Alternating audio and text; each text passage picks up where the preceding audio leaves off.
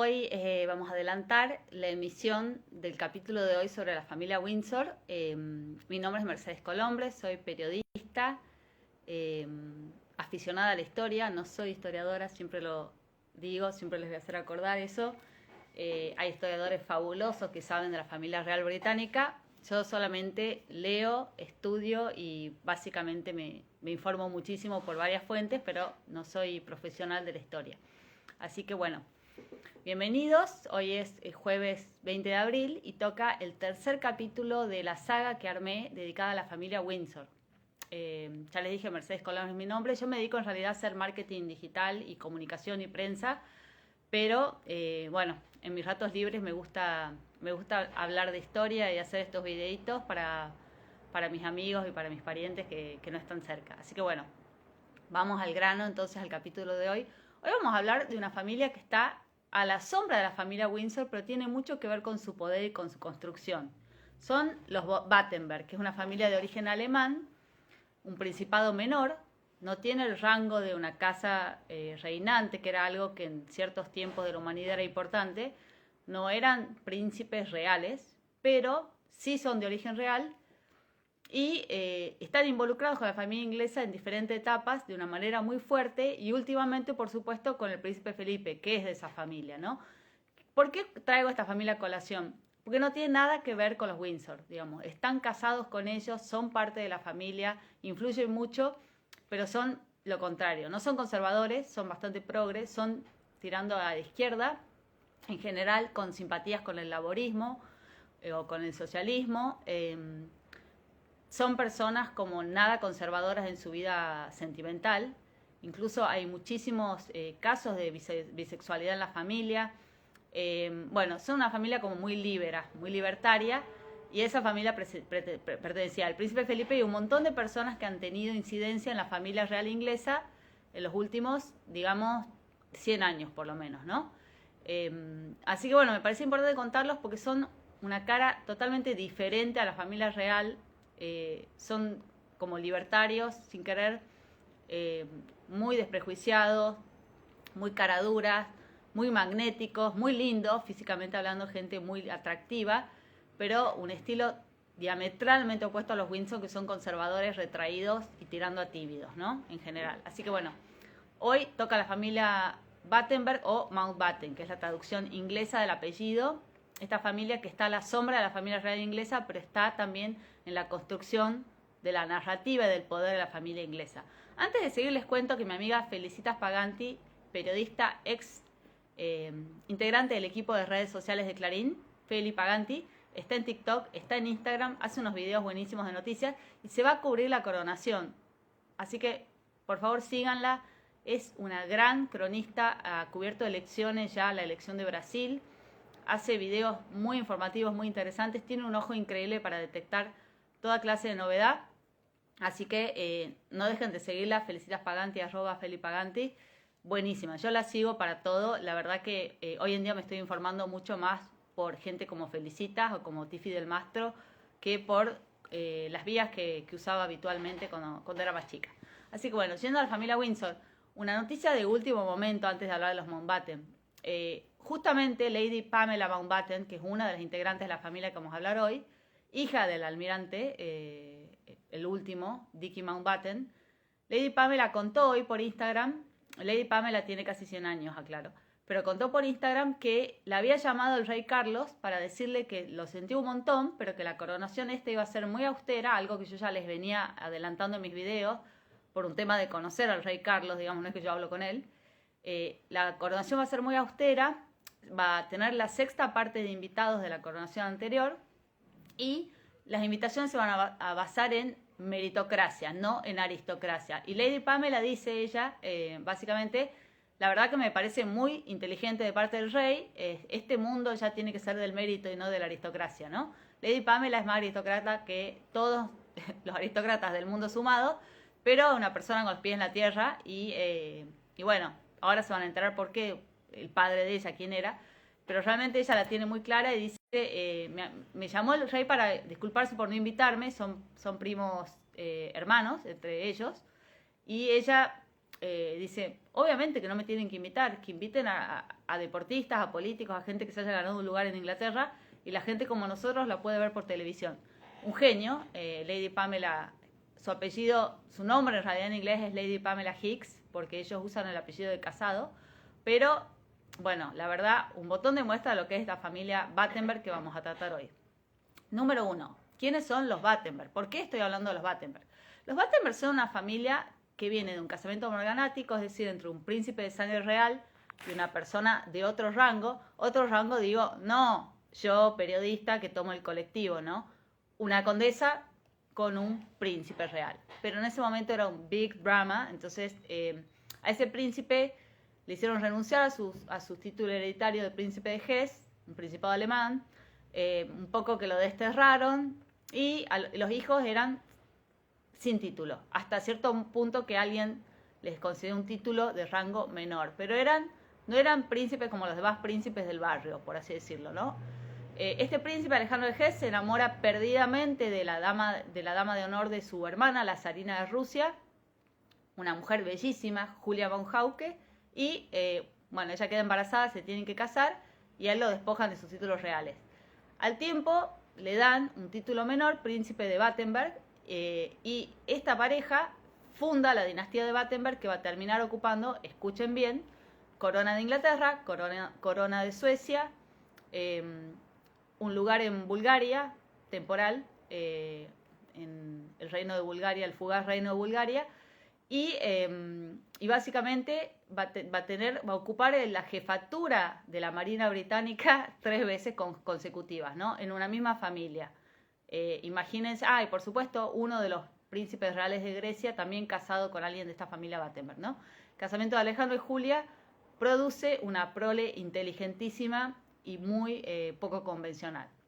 Uno de esos hijos, Luis, se crían, por supuesto, viajando por todo el mundo porque eran una especie de pareja de parias, más que se habían casado ya en la dulce espera, no era muy cool para esta gente que se casen en ese estado. Entonces, los principitos Battenberg se crían viajando por el mundo. El padre tomaba destinos militares porque era militar, era una ocupación frecuente de los príncipes, digamos. No estaba bien visto que un príncipe sea abogado o contador, por caso, entonces en general los príncipes trabajaban en algún ejército. El príncipe Alejandro sirvió en el ejército de Austria, que era un ejército formal. Alemania no existía como país todavía. Y los niños Battenberg pasan su infancia en diversos lugares. En Italia, por ejemplo, en varios lugares. Son muy educados, tienen una cultura muy amplia, son muy mundanos, hablan idiomas, digamos, son mucho más educados que el promedio de los príncipes ingleses.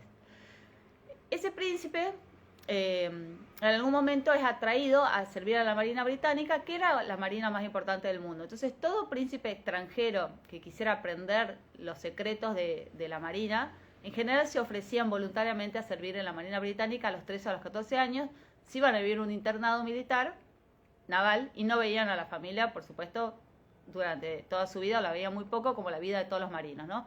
Al príncipe Luis de Battenberg, el hijo del matrimonio morganático, lo mandan a servir a la Marina Británica y sirve muy bien en todos sus primeros años, se vincula muy bien con la familia real, tenía sangre real, estaba muy bien emparentado, entonces lo invitaban, lo aceptaban en todos lados, y siempre la reina de Inglaterra o el rey que la sucede, lo trataban de acomodar al servicio de ellos para favorecer su carrera. La verdad es que Luis no quería saber nada, él quería ser un marino común y hacer la carrera desde abajo, y hace eso. Se tiene que pelear mucho con la familia real británica, todo el tiempo pedirle a la reina que no se meta en su carrera, que no lo acomode, y en un momento directamente dice, miren, si me van a poner de marinerito en los yates reales para ir de vacaciones con la realeza y no hacer nada, prefiero apartarme temporalmente, tener un trabajo de medio tiempo en la marina y cobrar menos, pero a mí no me interesa. Yo no quiero ser el primo príncipe al que acomodan, al que todo el mundo señala como el dedo, con el acomodado de la familia. Yo quiero que me respeten como uno más y ser marino. Y termina, imponiéndose en un punto y hace la carrera completa. Se convierte en uno de los marinos más respetados de Inglaterra, ¿no? El único defecto que tenía era su apellido alemán. Eso en Inglaterra le empieza a pesar en un punto y ya lo vamos a contar. Pero básicamente Luis toda la vida batalla para que le exijan lo mismo que a los demás marinos, para ser considerado un par, y llegar al máximo puesto de la Marina inglesa, que es el primer Lord del Almirantazgo, ¿no?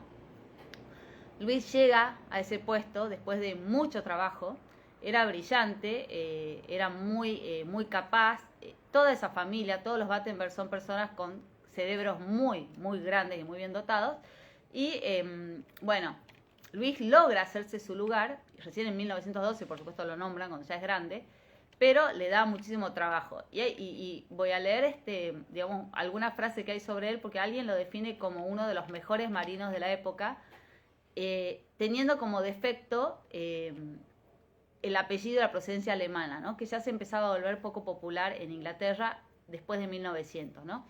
Pero bueno, Luis llega al primer Lord del Almirantazgo en 1912, hace buenas acciones, se forja una reputación, como un gran almirante, hace la carrera desde abajo, rechaza todo tipo de acomodo y bueno, llega a lo máximo de la carrera. Pero ¿qué pasa? ¿Cuál es la gran desgracia de la vida de Luis, no? Después de toda la vida haber tenido que luchar para demostrar que él no era un principito y un acomodado, y que quería ser un militar como cualquier otro, quería ser un marino como cualquier otro, que podía dirigir batallas navales, y lo hace, y hace toda la carrera. El pobre príncipe Luis tiene la desgracia de llamarse Luis de Battenberg, porque sus padres eran alemanes, aunque él había pasado casi toda su vida en Inglaterra y se había casado con una princesa inglesa, una nieta de Reina Victoria. Pero el pobre Luis llega al poder en un momento cuando se está por desatar la Primera Guerra Mundial, Primera guerra que es orquestada prácticamente por un primo del rey de Inglaterra, que es el emperador de Alemania. Un tipo insoportable, obviamente convencido que los alemanes eran superiores a todo, y totalmente pedante y tarado, ¿no? Porque no hay otra palabra para definir al Kaiser Guillermo, un tarado. El Kaiser Guillermo, con su belicosidad y su antipatía con Inglaterra, empieza a generar un sentimiento anti-alemán enorme en Inglaterra, y para cuando se dispara la Primera Guerra Mundial, ocasionada por el asesinato de Francisco Fernando, cuyo patria Austria era aliada a Alemania, ya los ingleses estaban muy cocinados que no querían a los alemanes, ¿no? Y en medio de eso, el primer Lord del Almirantazgo, el hombre más importante de la Marina, que es el cuerpo más importante de las fuerzas británicas, era un tipo que se llamaba Luis de Battenberg. O sea, por supuesto que a los ingleses no les gustaba, y se empieza a orquestar una campaña para destituir a Luis, ¿no? Tipo más brillante de la Marina, un gran marino, un tipo con muchísima experiencia, 40 años de carrera. Tras solo 2 años de cumplir su sueño de ser el jefe supremo de la Marina Británica, lo obligan a renunciar, diciendo que su apellido alemán causaba mucho resquemor en el público inglés. El público inglés en ese momento, recordemos, odiaba todo lo alemán por culpa del cáncer, apedraban negocios alemanes en Londres. Hasta entonces había habido una relación hiperarmónica entre los dos países, y ahí se funda el sentimiento antialemán, que dura más o menos 60 años en Inglaterra, o 70. ¿No? Dura y tiene consecuencias sobre la familia Battenberg hasta hace muy poco. Pero bueno, pobre Luis tiene que dejar el cargo, le prometen que se lo van a devolver, pero lo hacen a un costado, y él por supuesto tiene una depresión tremenda. Viene una oleada de diarios y de famosos de la época, de influencers, que defienden al príncipe Luis y dicen: es una infamia decir que este hombre es espía alemán, porque no hay un soldado más fiel a la corona inglesa. Pero la campaña ya se había desatado, se querían cargar gente, y llamarse Battenberg no era lo mejor. Y tal es el sentimiento anti-alemán que hay, que no solamente lo echan a Luis, ¿no? En 1917 es tal el desastre que genera la Gran Guerra, que el rey de Inglaterra, que era primo de Luis, Jorge V, obliga a su mujer, a sus cuñados, a sus primos, a los Battenberg, a todos, a renunciar a todo título alemán, a todo servicio con el ejército alemán, a cualquier tipo de pensión devengada de tener tierras en Alemania, y a cualquier ingreso vinculado con Alemania, a todos los miembros de la familia inglesa que están residiendo en el Reino Unido o sirviendo al ejército inglés. Entonces, todas estas familias de origen alemán que estaban radicadas en Inglaterra, por casamientos y por conexiones, como los Battenberg, se tienen que cambiar el apellido. Así que el pobre príncipe Luis, además de tener que ceder la jefatura del almirantazgo por portación de apellido, se tiene que cambiar el apellido, y pasa, además de ser príncipe de un principado alemán, hijo de un príncipe real, a ser un marqués común, ¿no? Una baja, una degradación en su cargo, por supuesto en sus ingresos, digamos, doble golpe, había perdido el trabajo como jefe de almirantazgo ya, y pasa a llamarse en ese día Louis Mountbatten, ¿no? Él mismo se burla del tema diciendo que había entrado a un lugar siendo príncipe y había salido por diosero. Bueno, obviamente a él le prometen volver, nunca vuelve, nunca lo dejan volver. Jorge V hace a todos los parientes alemanes cambiarse el apellido y los que no se cambian el apellido los echa de Inglaterra, así mal y pronto. Y la misma casa británica, que tenía un apellido horriblemente alemán, como Sajonia-Coburgo-Gotha, se pone Windsor, que es un nombre inventado que no existe, ¿no? Lavado de caras, rebranding total, y Louis Mountbatten cambia el apellido, pierde su título principesco y pierde además la jefatura de la Marina, ¿no? Por supuesto que esto le genera un montón de sinsabores a nivel anímico y termina muriéndose 2 años después de finalizada la guerra, o 3 años después de finalizada la guerra más o menos, sin nunca poder recuperar la entrada por la puerta grande, ¿no? Tal vez si hubieran pasado años él hubiera sido reivindicado, se le hubieran devuelto el cargo y los reconocimientos, porque era un gran marino y tenía mucho pedigrí, pero bueno, no alcanza a tiempo, digamos, si bien no se muere tan joven, pero tampoco se muere tan viejo como otros integrantes de la familia, y no llega a disfrutar, nunca llega a tener una reivindicación que él hubiera merecido como el gran marino que fue, con esta cacería un poco injusta de los alemanes, que por otro lado digo, dura como 60 años, ¿no? Hasta hace bastante poco, todavía los parientes alemanes del príncipe Felipe no podían pisar Inglaterra. Todo a causa de la Primera y la Segunda Guerra Mundial. Pero bueno, el pobre Luis de Battenberg, un gran marino, una persona brillante, cae en la volteada, pierde sus honores, pierde su trabajo, pierde su nombre, pierde su apellido y se muere como simplemente el marqués Louis Mountbatten, ¿no? Mountbatten es la traducción al inglés, se anglicaniza el nombre Battenberg. Battenberg, Berg es montaña en alemán, es la montaña de Batten, bueno, le ponen Mountbatten, ¿no? El apellido inventado. Bueno, este hombre que termina su vida tan agriamente pobre, pero tan inteligente, tan ávido de conocimientos y tan lúcido, tan formado, a pesar de ser un príncipe, nunca se deja estar, tiene con su mujer, la princesa Victoria de Hesse, 4 hijos brillantes, ¿no? Realmente no hay otra palabra para definir el talento de los 4 hermanos, que también son despojados de sus títulos de príncipes, pasan a llamarse Lord y Lady y todo, pero eso no importa porque la verdad que son brillantes. Alicia, que va a ser la madre de Felipe, el marido de la reina Isabel, Luisa, que va a ser reina de Suecia, Jorge, que va a heredar el título de marqués del padre, y se casa con un personaje extraordinario y muy colorido para la época, la hija de un gran duque ruso, y el cuarto personaje es Dicky, que si ven The Crown, el famoso Dicky, el tío de Felipe, Dicky Mountbatten, también jefe del almirantazgo de Inglaterra, ¿no? Los 4, cada uno hace roncha en su lugar y por distintas razones, ¿no?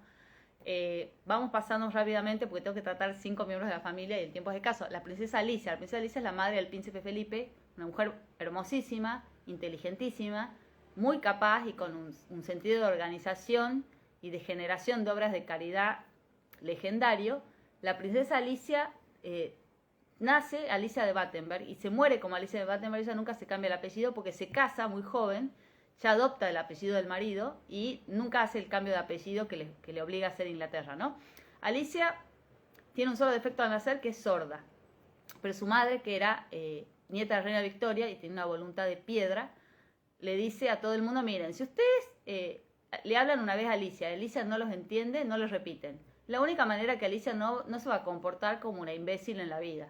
Entonces Alicia era sorda congénita, pero aprende, para los 18 años ya sabía leer los labios en 3 idiomas y hablaba a la perfección sin haber escuchado en su vida nada.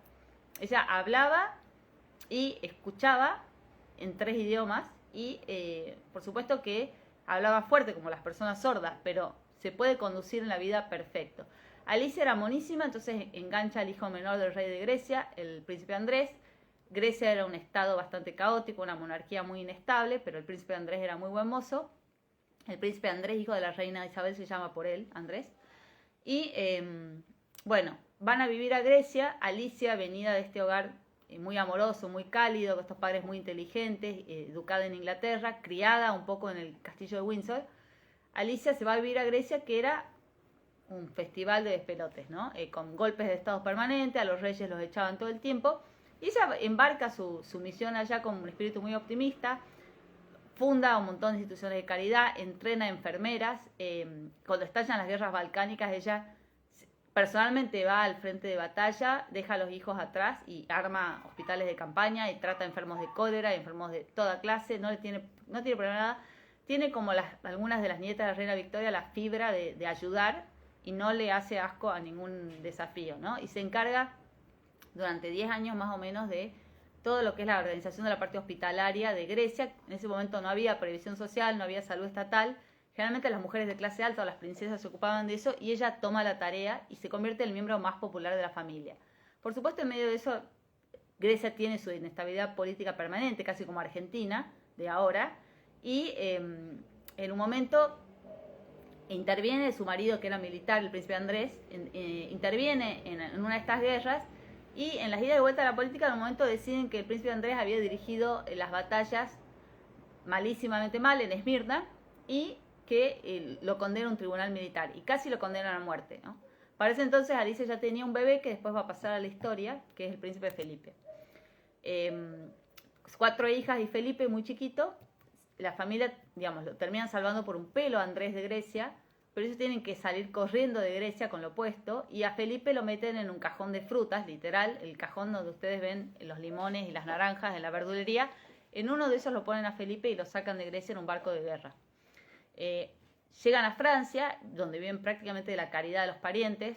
Por suerte en la familia griega había una gran tendencia a casarse con millonarias, así que a la familia de Alicia la sostiene la princesa María Bonaparte, que estaba casada con uno de los príncipes de Grecia, descendiente de Napoleón, millonaria, y durante esos años la sostienen. Pero por supuesto, toda esa mudanza y esa corrida de país y vivir en una casa prestada, se cobra una factura sobre la salud de la princesa Alicia y empieza a tener dificultades psíquicas.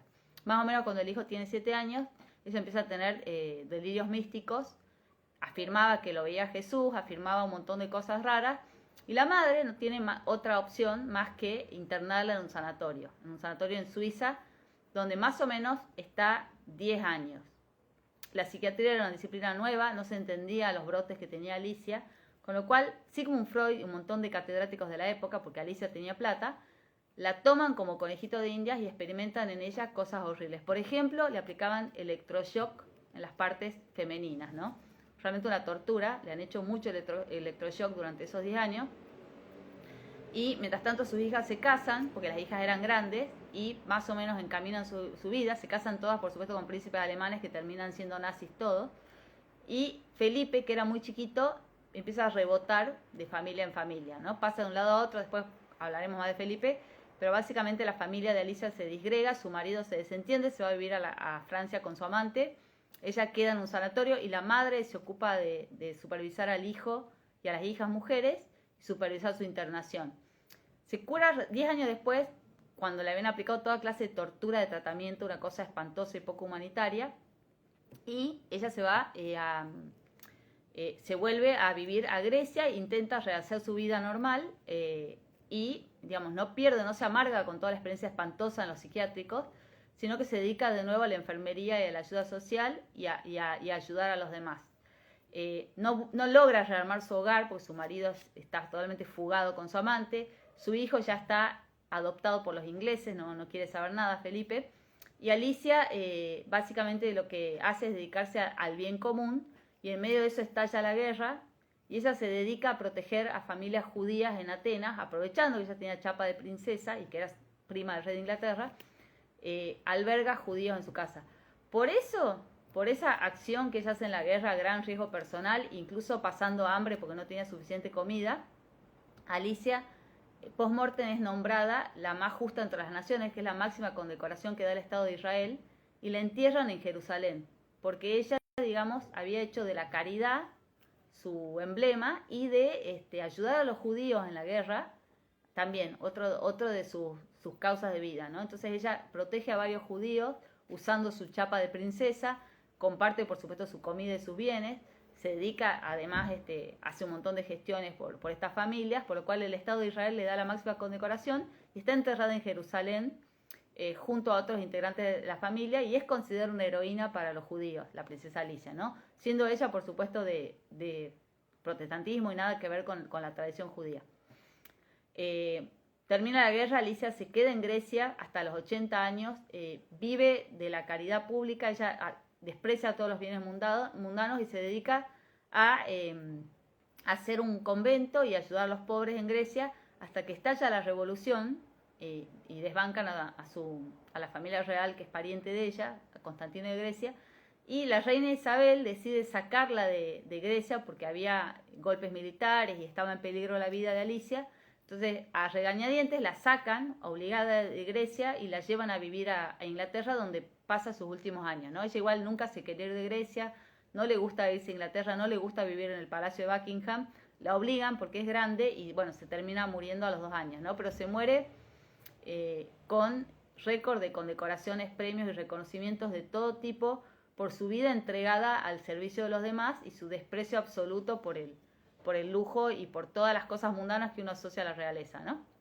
Bien, esa es la princesa Alicia, la hija mayor del almirante que les conté, que fue despojado de su cargo y de su apellido por el sentimiento antialemán. Después viene la segunda hija, la princesa Luisa, que después pasa a llamarse Lady Luisa porque le sacan el título, y Luisa también hace de las suyas, ¿no? También princesa de una familia bien acomodada, rica, también como su papá, como su hermana. Ella dice, bueno, la verdad que es la Primera Guerra Mundial, ¿qué hago yo encerrada en un palacio? Hay que hacer algo, no me dejan ir a pelear, soy mujer, y se enlista como enfermera y sirve en Francia como enfermera del ejército durante la mitad de la guerra. Esto le genera condecoraciones y reconocimientos. Ella igual siempre lo ve, toda la familia en general tiene un sentimiento de ayuda al prójimo muy fuerte, y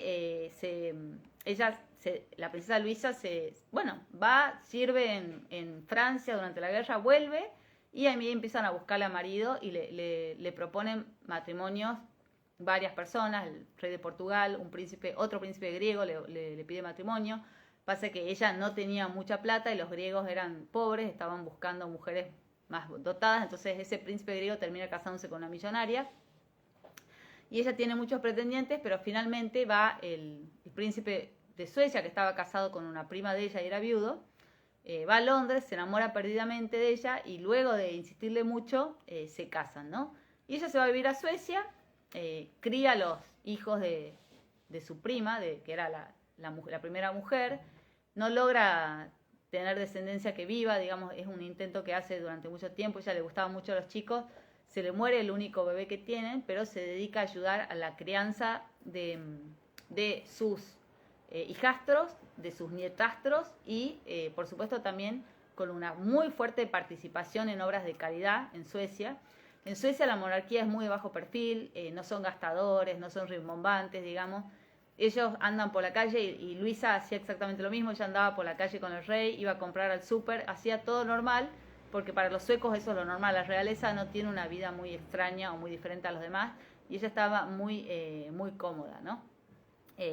Bueno, finalmente ella se muere muy mayor y es enterrada con su marido, pero queda en la historia de los suecos una reina súper querida, por su sencillez, por su apertura, por cómo se ocupaba de todas las causas benéficas, por su falta de lo poco pretenciosa que era, igual que su hermana Alicia, no le interesaba la corona, no le interesaba nada, y también era, bueno, excéntrica y un poco despistada como otros integrantes de la familia. Ella siempre decía, iba con una tarjeta diciendo soy la reina Luisa de Suecia, porque decía que era tan distraída que le iban a atropellar un auto y nadie le iba a reconocer, porque en Suecia nadie conoce a los reyes y nadie le importa a los reyes.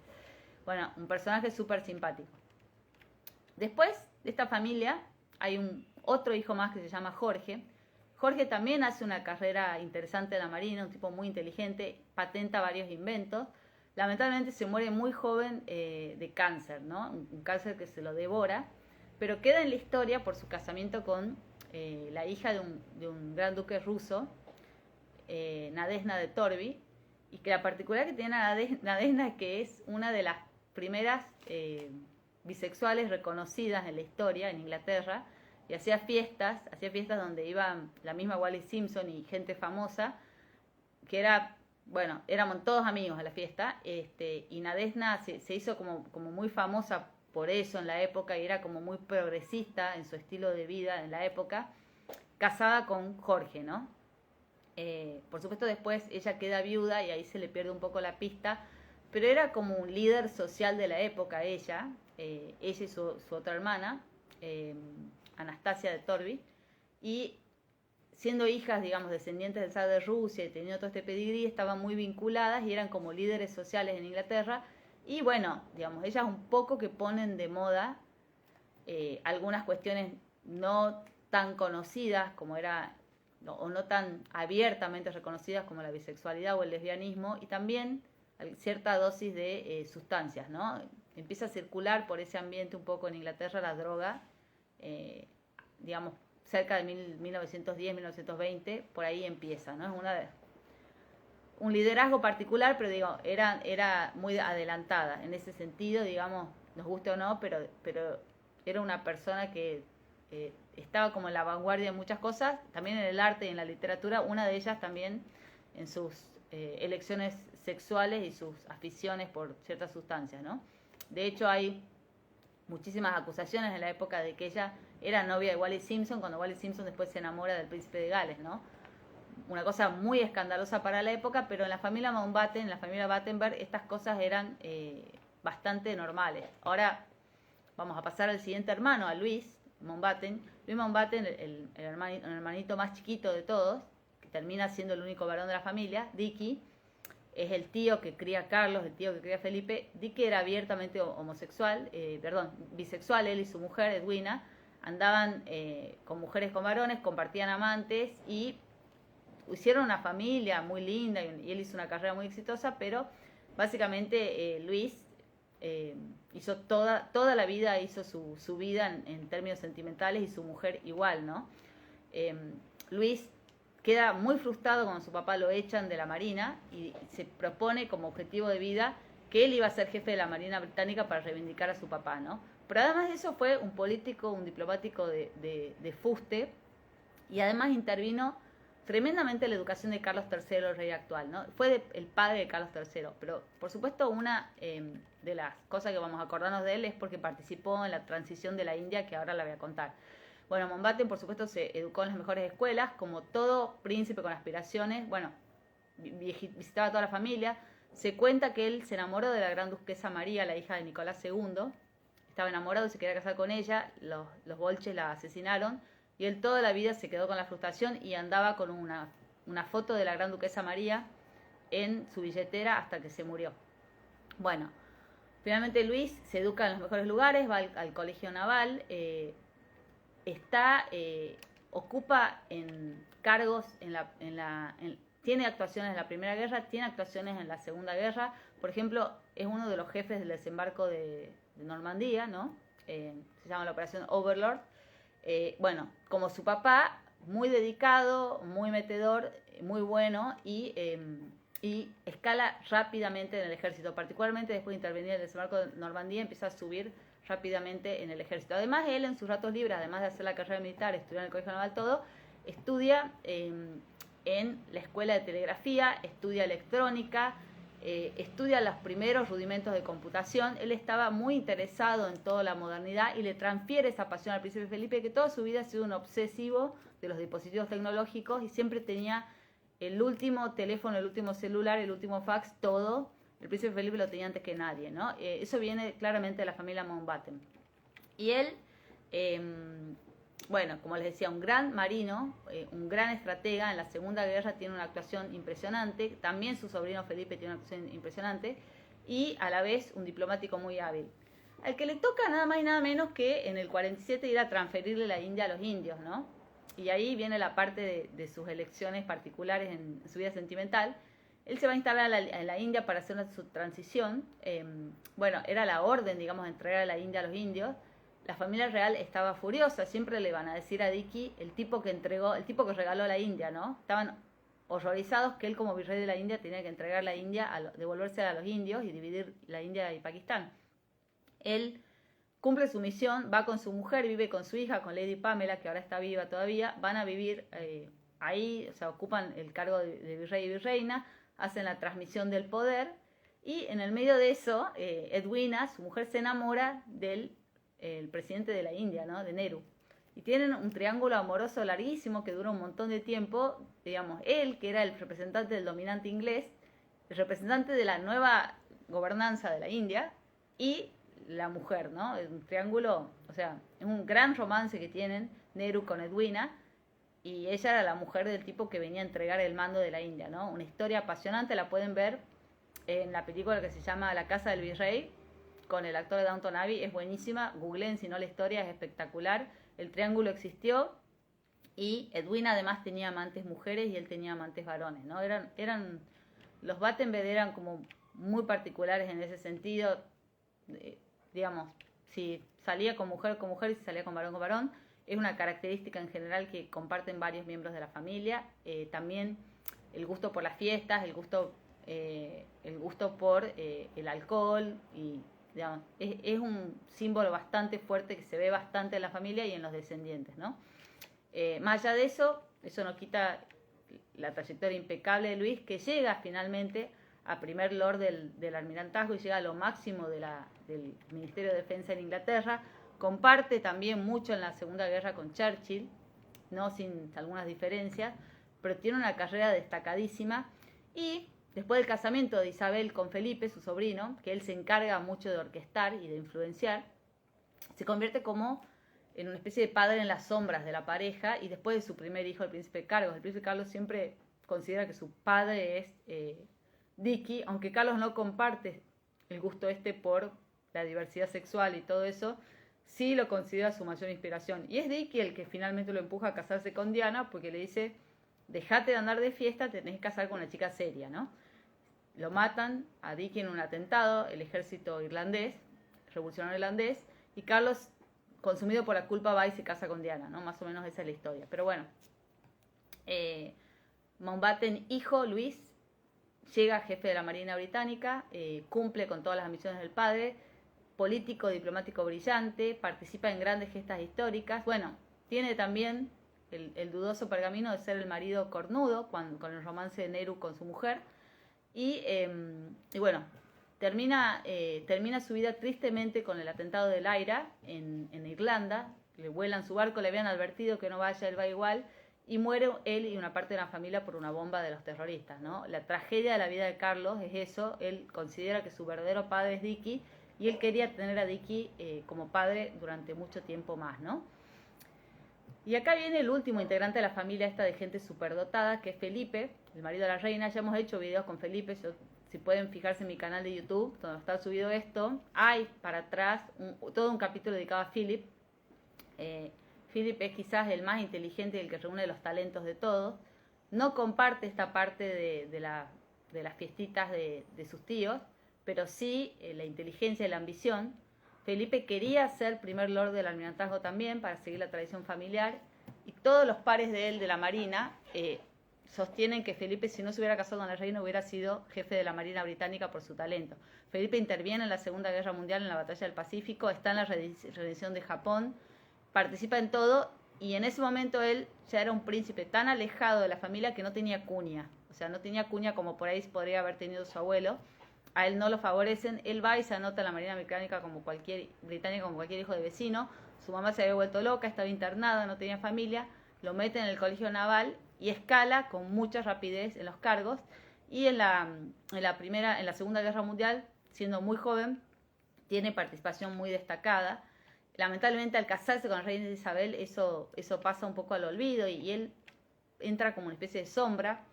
Él logra hacer 5 más o menos años, 6 años de carrera militar, hasta que ella la nombra reina, porque se muere su papá, y son los años más felices de su vida, ¿no? Cuando él está en Malta, o lo mandan a expediciones al mando de barcos, él ama la vida en el mar, ama la vida en la marina, y tal es así que a los 90 años Isabel de regalo le da como un título honorífico de Lord del Almirantazgo, ¿no? Un título simbólico, pero bueno, es reconocimiento porque él tiene que dejar su carrera para acompañarla a ella, tiene que dejar la marina, que era el amor de su vida, para ser el marido de Isabel y ocuparse de los hijos, porque ella trabajaba todo el día, ¿no?